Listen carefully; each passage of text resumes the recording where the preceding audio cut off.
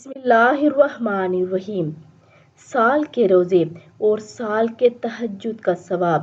جمعہ کے دن کا ایک چھوٹا سا عمل لیکن اجر بہت بڑا۔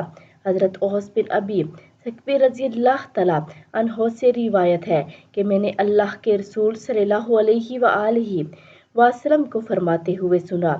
آپ فرما رہے تھے، جو شخص جمعہ کے دن غسل کرے اور سر وغیرہ دھو کر اچھی طرح غسل کرے، مسجد کی طرف جانے میں جلدی کرے، خوب جلدی کرے، صبح سویرے جائے، پیدل چل کر جائے، سوار نہ ہو، امام کے قریب ہو کر بیٹھے اور امام کے خطبے کو غور سے سنے اور دوران خطبے کوئی لغو کام نہ کرے تو ہر قدم پر اسے سال بھر کا روزہ رکھنے اور قیام اللیل کرنے کا ثواب ملتا ہے۔